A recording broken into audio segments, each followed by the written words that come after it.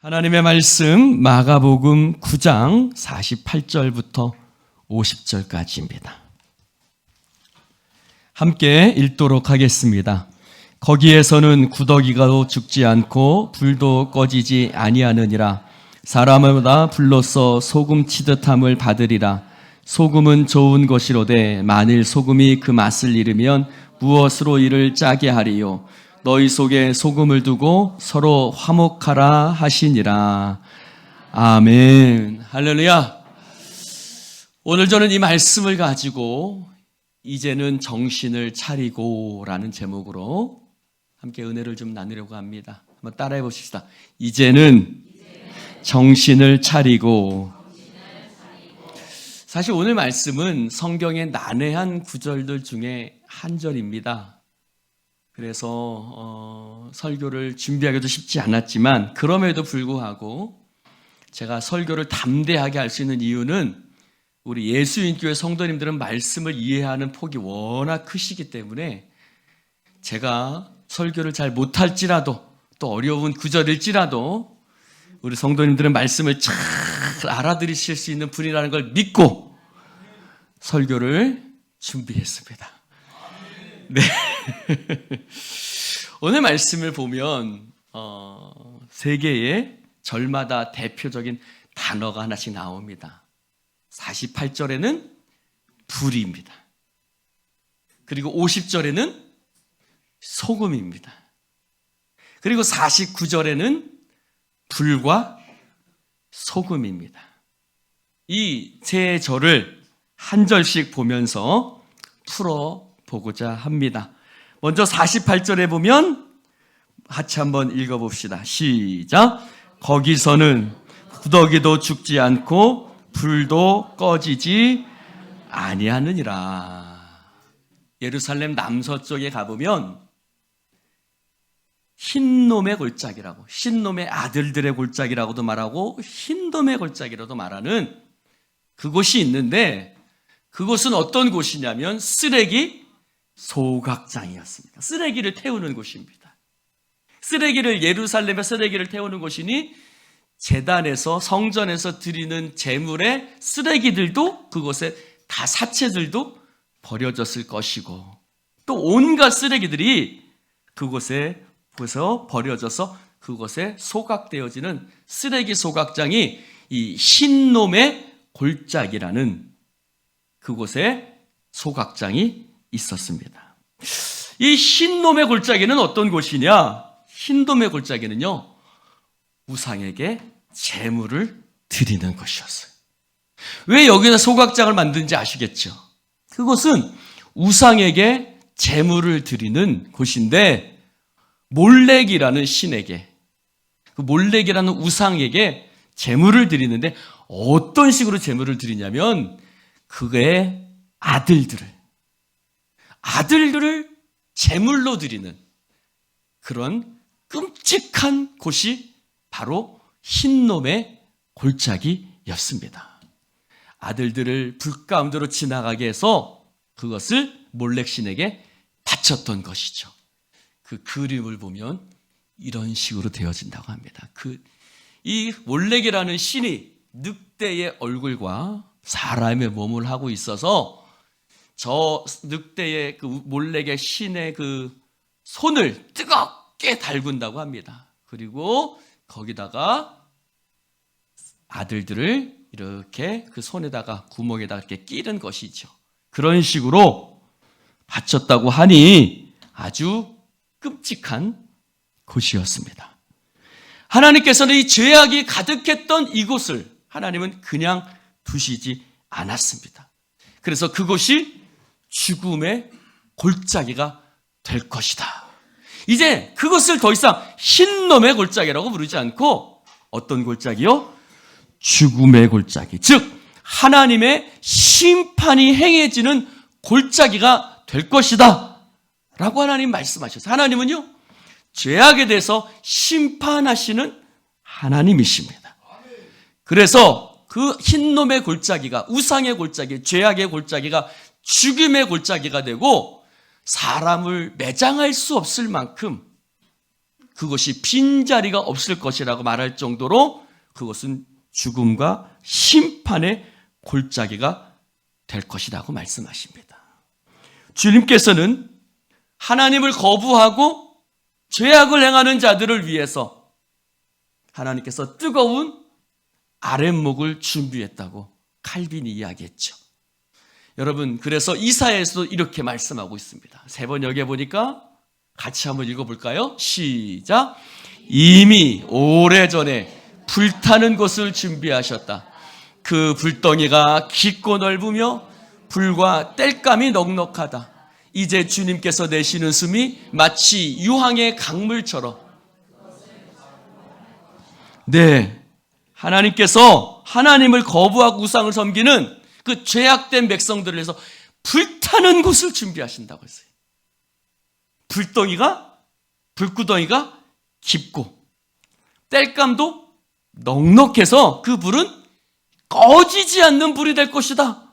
하나님께서 이사야 선지자를 통해서 말씀하셨어요. 우상을 드리던 곳이 심판의 곳이 되었던 것입니다. 그래서 이곳에서 성전에서 드려졌던 제물과 여러 가지 것들이 있어서 벌레와 구더기가 그것을 먹게 했고, 온갖 쓰레기들이 이곳에서 이제 신약 시대에는 이곳에 쓰레기들이 버려져서 태워졌습니다.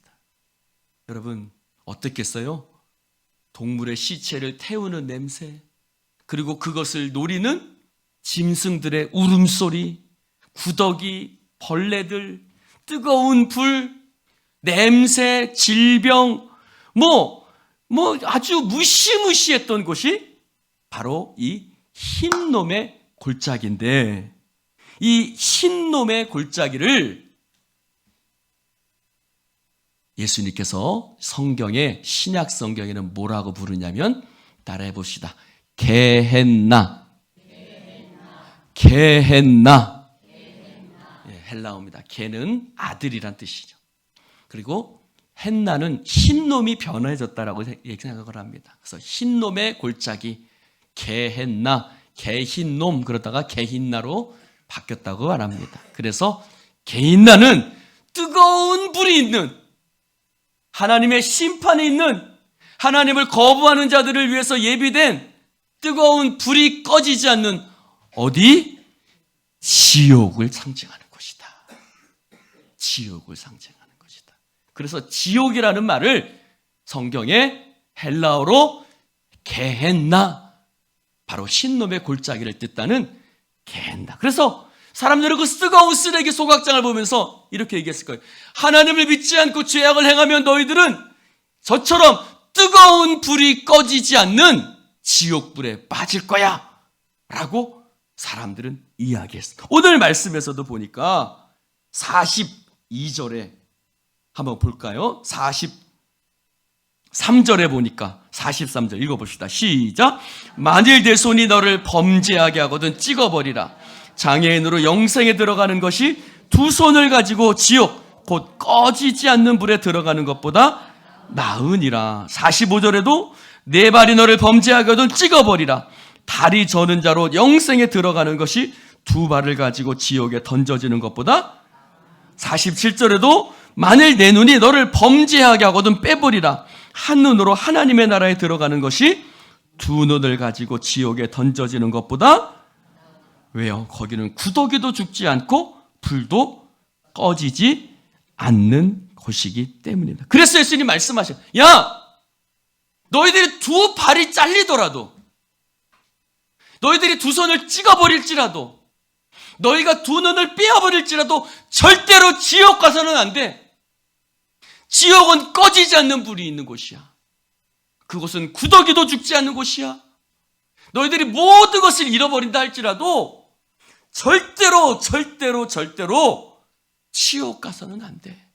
그래서 너희가 그것을 빼어버릴지라도 지옥에 가서는 안 된다고 주님께서 말씀하고 있는 겁니다.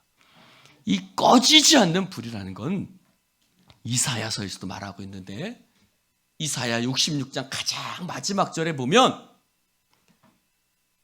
주님께서 믿는 자들을 위해서는 새 하늘과 새 땅을 천국을 예비해 주실 것이지만 믿지 않는 자들을 위해서는요, 패역한 자들을 위해서는 시체들이 그리고 벌레가 죽지 않고 불이 꺼지지 않는 그곳이 어디요?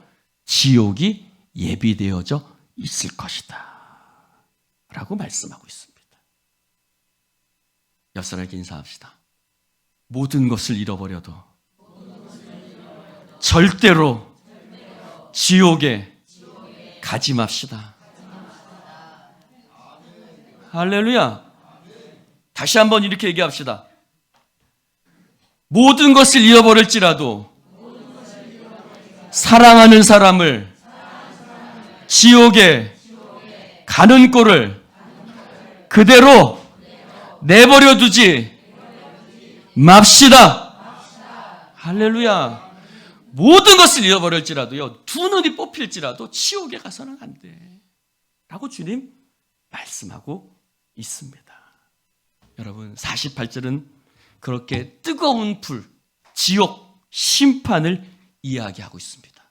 그러면 50절은 무엇을 얘기하고 있냐면 소금에 대해서 얘기하고 있죠. 여러분, 소금은 어떤 것입니까?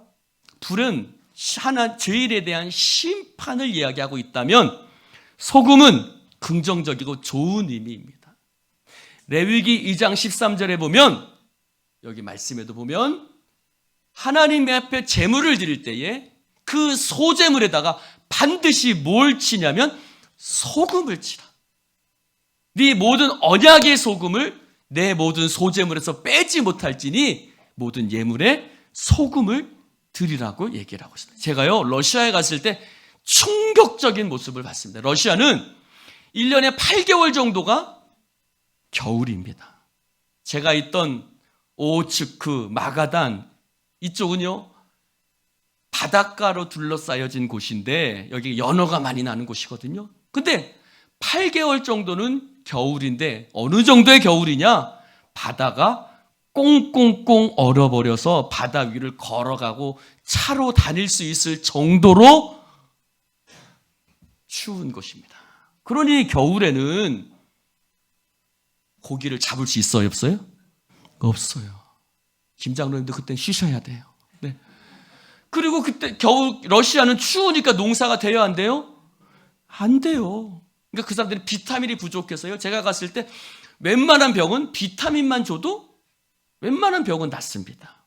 그 정도로 그들은 이 비타민을 신선한 식물을 섭취할 수가 없지요. 그래서 그들이 쓰는 방법이 뭐냐면 여름에 연어를 잡아다가 물고기를 잡아다가 염장을 합니다.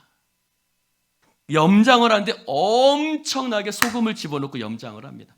왜요? 이게 아주 없으면 그들은 겨울에 죽을 수밖에 없기 때문에 염장을 하는데 겨울이 되면 이 염장한 생선을 물속에 며칠 동안 집어넣습니다. 그리고 그것을 꺼내서 먹는데 우리 같으면 구워서 먹잖아요. 그 예쁜 러시아 미녀들이요, 그 생선을 그냥 생으로 먹습니다. 머리부터. 깜짝 놀랐습니다. 러시아 미녀들 좋아하다가 제가 뒤로 자빠져 버렸습니다. 사랑하는 성도 여러분, 소금은요 상하지 않게 하죠.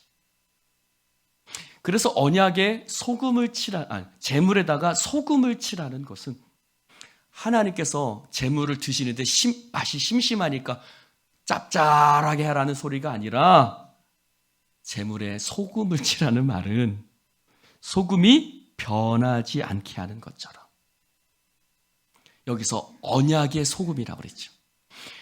하나님과 우리와 세운 사랑의 언약이 소금처럼 결코 변하지 않을 것이라는, 영원토록 동일할 것이라는 것을 소금을 통해서 하나님께서 말씀하고 있는 것입니다. 사랑하는 성도 여러분, 우리를 향한 하나님의 사랑은 변하지 않는 줄로 믿습니다. 하나님의 말씀은 어제나 오늘이나 영원토록 동일하신 줄로 믿습니다. 그렇습니다. 그래서 번제물에, 소제물에 소금을 치는데, 사랑하는 성도 여러분, 소제가 뭘까요? 소재물은 곡식을 빻아서 드리는 제사입니다. 번제는요, 짐승을 태우는 제사입니다. 그래서 번제는 예수님의 십자가 죽음을 상징하고, 소제는 곡식이 빠지는 것처럼 예수님께서 침뱉음 당하고 채찍질 당하고 고난 받으시는 예수님의 고난을 상징합니다. 그래서 번제물은 예수님의 십자가의 죽음, 피 예수님의 보혈을 상징하고, 짐승을 죽일 때 피를 흘리는 것처럼 예수님의 보혈을 상징하죠.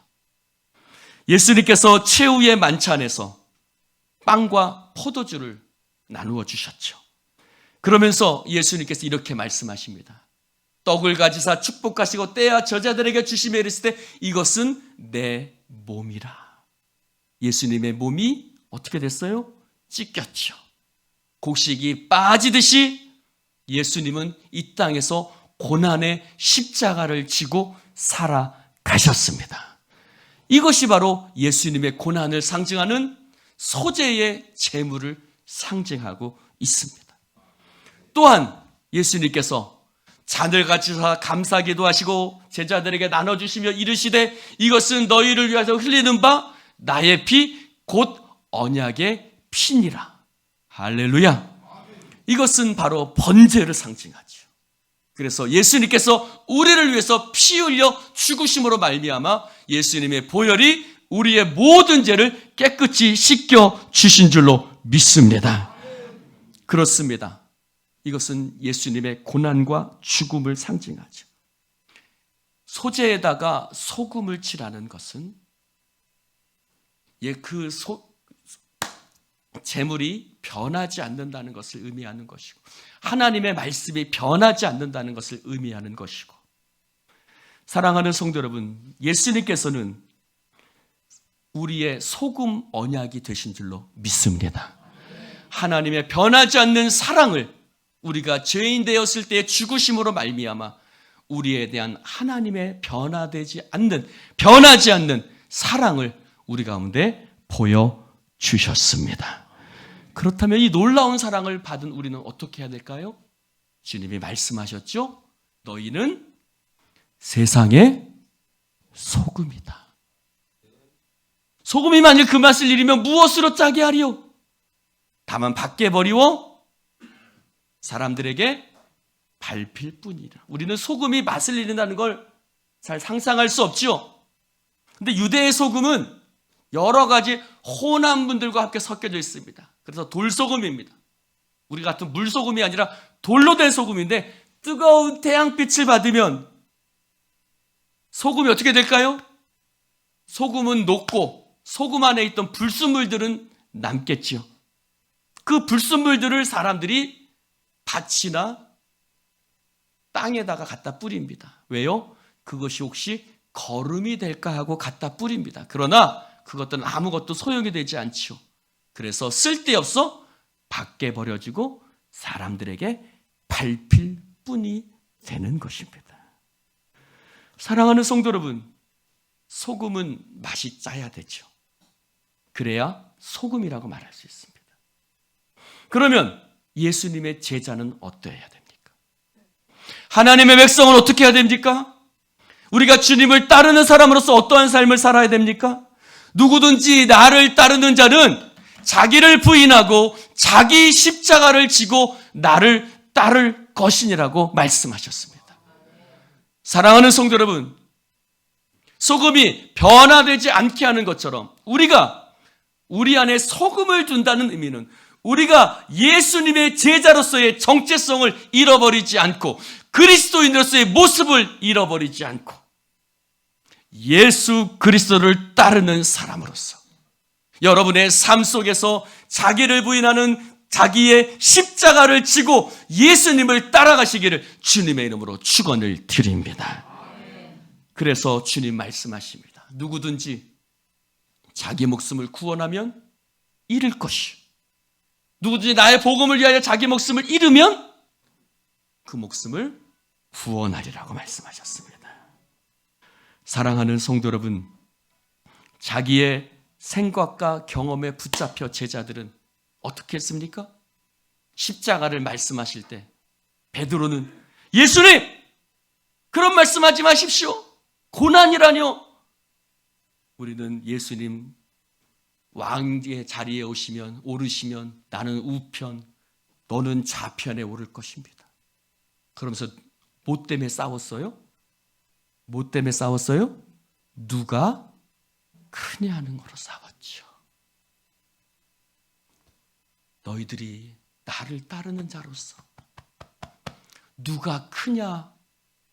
세상의 권세, 세상의 명예, 세상의 지위를 구하려고 하지 말고 소금처럼, 맛을 잃지 않는 짠 소금처럼 예수 그리스도를 따르는 사람으로서 자기 부인의 십자가를 지고 고난을 길을 걸어가는 하나님의 백성이 되라고 오늘 주님께서 제자들에게 말씀하고 계신 것입니다. 사랑하는 성도 여러분, 자기 생각과 자기 경험에 붙잡혀 교회를 나오는 사람들도 있습니다. 제자들처럼 아직 세상 욕심과 세상 것에 붙들려 사는 사람들도 있습니다. 하나님 나라에 합당하지 않은 사람들입니다. 짠맛을 잃어버린 소금과 같은 사람들입니다. 교인이 되지 말고 성도가 되십시오. 참된 그리스도인이 되시기를 축원합니다. 주님을 따르는 제자가 되십시오. 자기 부인의 십자가를 지고 고난을 길을 걸어가는 하나님의 백성 되시기를 축원합니다. 예수님께서는 너희 속에 소금을 두라고 말합니다. 30절에 50절에 보니까 소금은 좋은 것이다. 너희 속에 소금을 두라고 말합니다. 너희 속에, 너가 아니라 너희 속에요.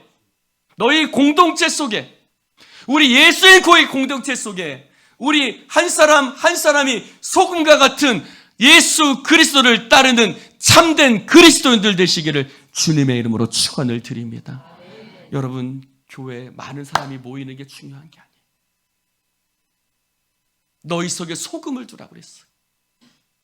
많은 사람이 모인다 할지라도 쭉정이 같은 믿음 갖고 있으면 아무 소용없어요. 마태복음에 뭐라고 말씀하세요? 마지막 때에 내가 키질을 할 것이다.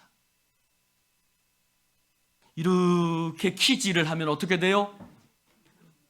쭉정이는 바람에 날아가고 알곡은요 안으로 모아지고요. 옛날에 복음성 같은 그런 것도 있죠. 쭉정이는 밖으로 알곡은 안으로. 여러분, 쭉정이 되면 아무 소용없어요.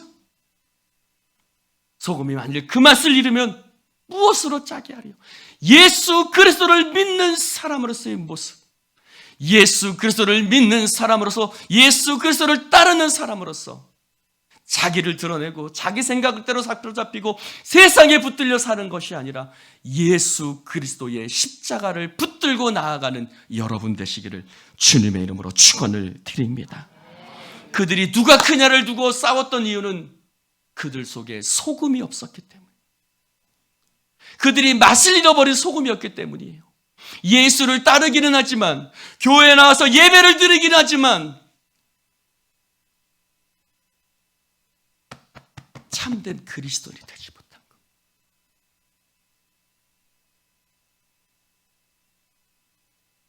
할렐루야.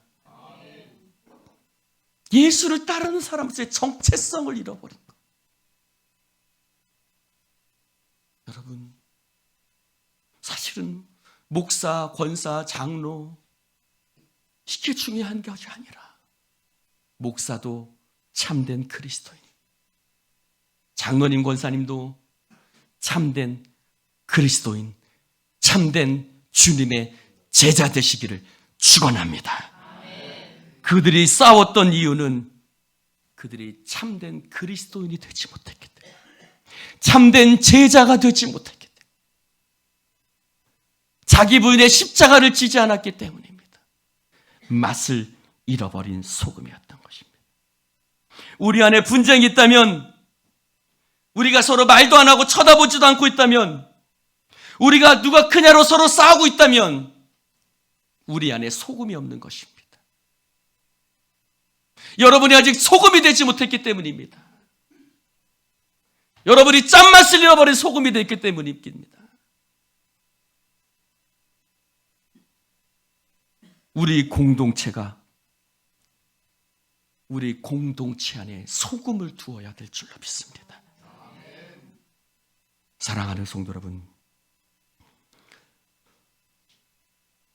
마지막으로 49절을 보겠습니다. 49절 한번 읽어볼까요? 시작. 아멘. 난해한 구절은 바로 이 49절입니다. 사람마다 불러서 소금 치듯 함을 받는다는 말이 뭘까? 이 말을 새 번역은 이렇게 번역하고 있습니다. 같이 한번 읽어볼까요? 시작. 모든 사람이 다 소금에 절이듯 불에 절여질 것이다. 쉬운 성경도 소금 절이듯 불로 절여질 것이다.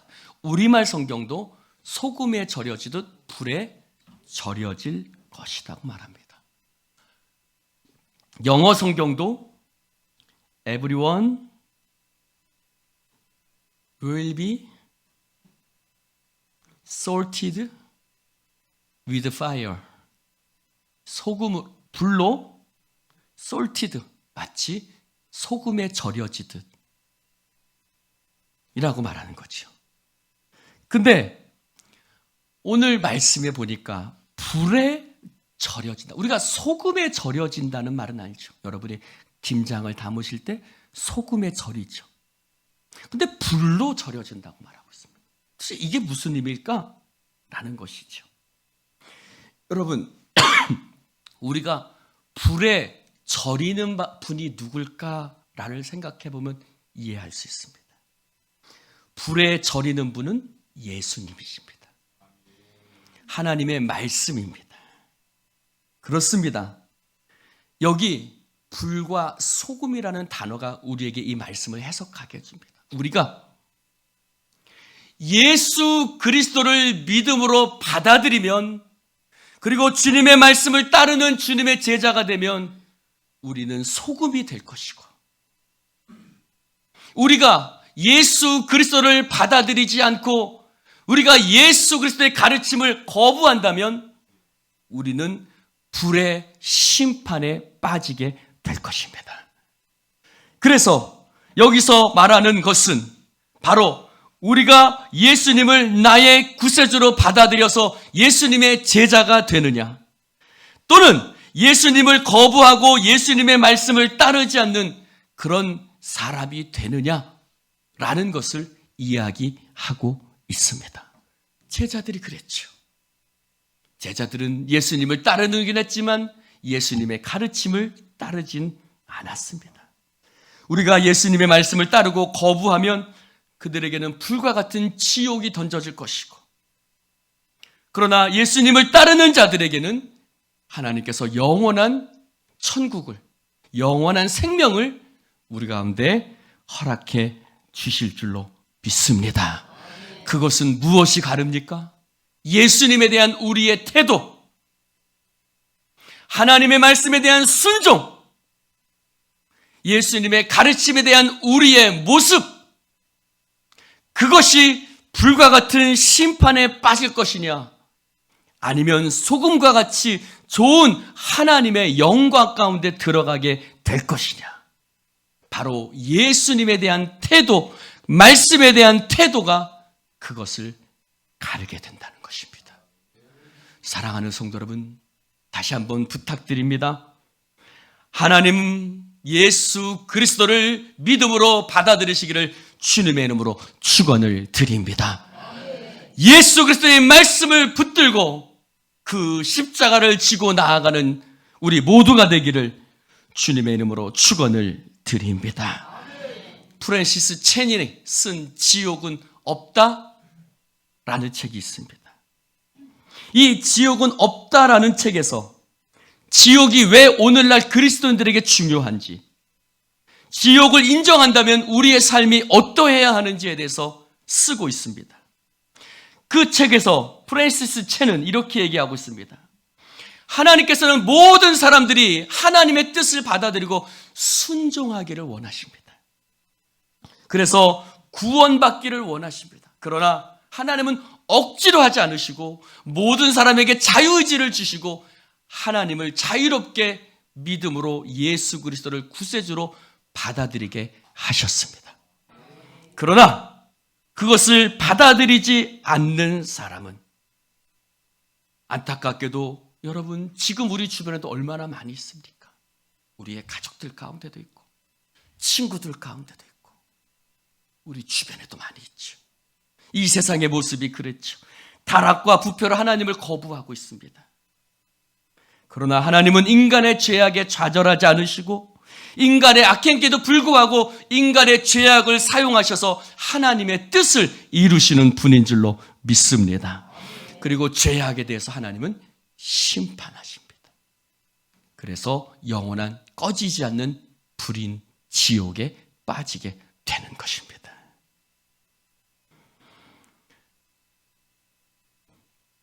이 책에서 왜 사랑의 하나님이 지옥을 만드셨을까를 이야기하고 있습니다.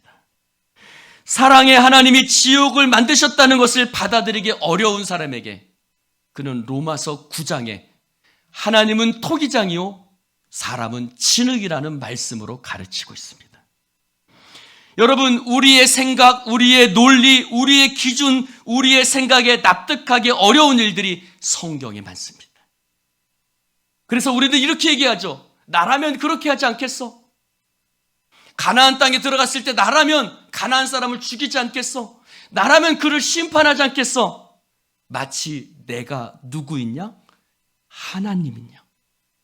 이야기하지요. 그러나 우리는 진흙이요 하나님이 모든 것을 주관하시는 주관자요 왕이심을 믿습니다. 우리는 하나님이 토기장이 되심을 기억하고 인정해야 합니다. 하나님께서 모든 것을 다스리시는 줄로 믿습니다. 욥처럼 하나님의 신묘막측한 그 놀라운 섭리를 우리는 다 이해할 수 없는 것입니다. 그러므로 우리는 우리 앞에 펼쳐진 현실을 느끼는 것이 아니라 믿음으로 하나님의 말씀을 붙잡아야 될 줄로 믿습니다. 우리가 주목해야 될 부분은 여기부터입니다. 그렇다면 지옥이 실제하고 지옥이 영원한 믿지 않는 자들을 위해서 지옥이 하나님의 말씀을 따르지 않는 자들을 위해서 예비된 형벌의 장소라고 믿는다면 우리는 어떻게 살아야 할 것인가? 자, 저를 보십시오. 할렐루야. 어떻게 살아야 할 것인가? 그는 말합니다. 달라져야 된다는 것입니다. 지옥이 있는다는 것을 믿는다면 우리의 삶은 달라져야 된다는 것이죠. 사도 바울처럼 긴박한 마음으로 복음을 전해야 되면 물론이고, 사랑하는 성도 여러분, 지옥이 실제한다는 것을 믿는다면 우리를 바꿔놓아야 된다는 거예요. 어떻게 된다고요? 우리를 바꿔야 된다는 거예요. 우리의 영혼 속에서 안일함을, 우리의 영혼 속에서 게으름을, 우리의 영혼 속에서 불순종을, 우리의 삶 속에서 하나님에 대한 말씀을 따르지 않는 그런 모든 것들을, 지옥이 존재한다는 것을 믿는다면, 그것이 형벌의 장소라는 것을 믿는다면 우리의 삶의 자세가 달라져야 된다는 것. 그래서 오늘 말씀의 제목이 뭐라고요? 이제는 정신을 차리고. 사랑하는 성도 여러분, 예수님의 지옥에 관한 말씀은 이스라엘 백성들을 향한 말씀이었습니다. 주여, 주여 하면서 선지자 노릇하면서 귀신을 쫓아내면서 많은 권능을 행하면서, 그러나 그들이 불법을 행할 때 내가 너희를 도무지 알지 못한다고 말하고 있습니다. 복음을 전하는 목회자면서, 말씀을 전하는 목회자면서 그 삶이 불법을 행할 때 하나님께서 그들을 위해서 지옥을 예비해 놓으셨다고 말씀하셨습니다. 마태복음 25장에 기름을 준비하지 못한 몇 명의 처녀요? 10명의 처녀가 아니죠. 말씀 좀 읽으시오. 10처녀의 비유에서 기름을 준비하지 못한 몇 명의 처녀요? 5명의 처녀예요. 기름을 준비한 5처녀가 있었고 기름을 준비하지 못한 5처녀가 있었는데, 이 기름은 성령의 기름을 얘기하고 기름을 준비하지 못한 5처녀는 바깥에 쫓겨나며 울며 이를 갈미 있었는데, 바로 이곳이 지옥을 이야기하는 것입니다. 마태복음 25장에는 10처녀 비유뿐만 아니라 달란트 비유도 나오죠. 5달란트, 2달란트 받은 자는 열심히 자기에게 받은 것을 열심히 일해서 5달란트를 남기고 2달란트를 남겼지만, 1달란트 받은 사람은요, 주인은 굳은 사람이야. 땅속에 묻어놔야지. 주인이 올 때 뭐라 그럽니까? 은행에 맡겨서 이자라도 받게 해야지. 이 악하고 게으른 중아, 너희는 쫓겨나가 울며 이를 갈미 있으리라. 여러분, 달란트를 받았음에도 불구하고 아무것도 남기지 못한 자들에게 예수님은 바깥에 쫓겨나가 울며 이를 갈미 있으리라는 말씀을 하고 있습니다. 양과 염소의 비유에서는 어떻게 하고 있습니까? 너희가 내가 줄일 때 먹을 것을 주지 않았고, 너희가 내가 굶었을 때에 아무것도 해주지 않았고, 감옥에 있을 때에 너희들이 날 찾아오지도 않았지 않느냐? 내가 언제 그랬습니까? 이웃에게 하지 아니한 것이 곧 나에게 하지 아니한 것이라.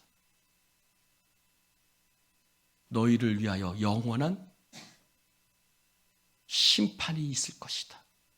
지옥을 얘기하고 있습니다. 사랑하는 성도 여러분, 우리가 지옥이 있음을 믿는다면 우리의 삶이, 우리의 신앙이, 우리의 신앙생활이 달라져야겠지요. 아멘들 좀 하시오. 할렐루야. 지옥이 있는 걸 믿으십니까? 천국이 있는 것을 믿으십니까? 대답이 이렇게 시시떡떡뜨미지근해서 되겠습니까? 천국이 있는 걸 믿으십니까? 지옥이 있는 걸 믿으십니까? 그렇다면 우리는 긴박한 마음을 가지고 복음을 전해야 되고,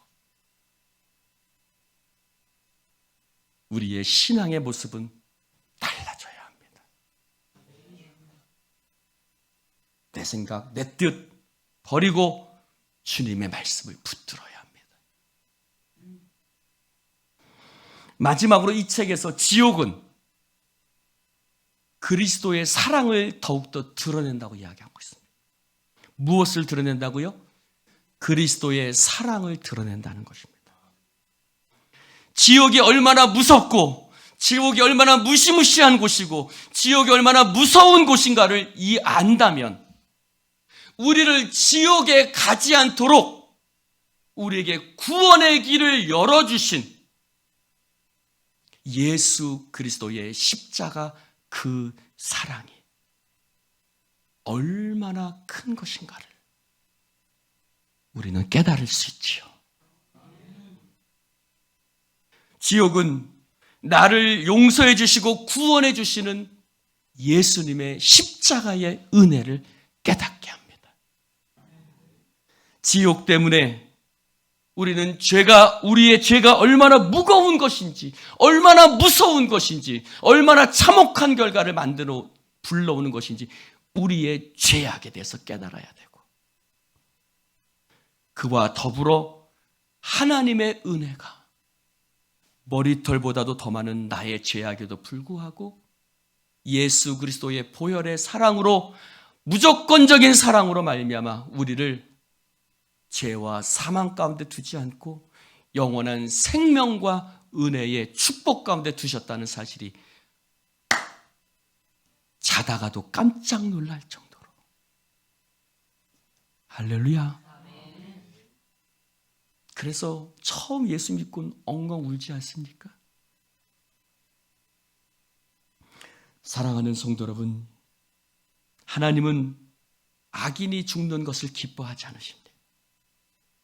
그들이 돌이키기를 간절히 기다리고 계십니다. 죄인 하나가 기뻐하면 하늘에서는 의인 99으로 말미암아 기뻐하는 것보다 더욱더 하나님께서 기뻐하신다고 말씀하셨습니다. 그러므로 사랑하는 성도 여러분, 지옥은 오히려 십자가의 사랑이 배어져 있지요. 십자가의 사랑이 아니고서는, 십자가의 공로가 아니고서는 지옥에 갈 수밖에 없는 우리들을 향한 하나님의 사랑이 오히려 지옥을 보면서 더욱더 깊이 깨달을 수 있습니다.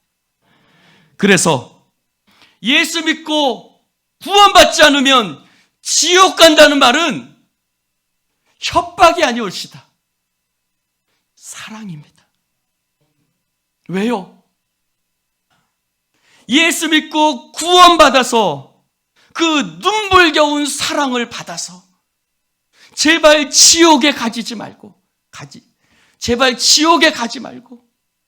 그 더럽고 무섭고 영원한 불이 꺼지지 않는 그곳에 가지 말고 나와 함께 천국에 가자는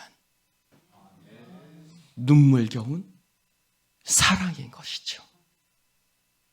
그러므로 우리는 예수 믿고 지옥 가지 말고 천국 갑시다라고 눈물겨운 사랑을 가지고 전해야 하는 것입니다. 사랑하는 성도 여러분, 오늘 말씀의 제목도 마찬가지입니다. 이제는 정신을 차리십시오. 이것은 여러분을 향한 박 목사의 협박이 아니올시다. 이제는 정신을 차리고 예배하는 자가 되십시오. 이제는 정신을 차리고 모이게 힘쓰는 자가 되십시오. 지금 안 하려고 아멘 안 하는 거죠? 이제는 정신을 차리고 말씀에서 벗어나지 마십시오. 이제는 정신을 차리고 여러분의 받은 달란트를 낭비하지 마십시오. 사랑하는 성도 여러분, 이런 말은 여러분을 향한 저의 눈물겨운 사랑이라는 것을 기억해 주시고, 사랑하는 성도 여러분, 이제 정신을 차리고 하나님 앞에 깨어 신앙생활하는 여러분 되시기를 주님의 이름으로 부탁을 드립니다. 간곡히 부탁을 드립니다. 기도합시다. 하나님 아버지, 감사합니다. 오늘 주님 말씀을 함께 나눌 수 있도록 축복해 주신 하나님, 하나님을, 예수님을 나의 구세주로 받아들이지 나에게는 영원한 구원과 천국의 복락이 예비되어져 있지만, 예수님을 나의 구세주로 받아들이지 않는 사람에게는 뜨거운 지옥불이 기다리고 있다고 주님은 분명히 말씀하셨습니다. 주여, 그것은 단순히 불신자를 향한 말씀일 뿐만 아니라 맛을 잃어버린 소금과 같은 성도가 아닌 교인으로서 살아가는 우리들을 향한 말씀은 아닌지요. 염소가 되지 말고 양이 되게 하여 주시옵소서. 한 달란트 받은 악하고 게으른 종이 아니라 2달란트, 5달란트 받은 작은 것에 충성함으로 말미암아 큰 것을 받는 성도들이 되어지게 하여 주시옵소서. 기름을 준비한 지혜로운 5 처녀가 되어지게 하여 주시옵소서. 이제는 정신을 차리고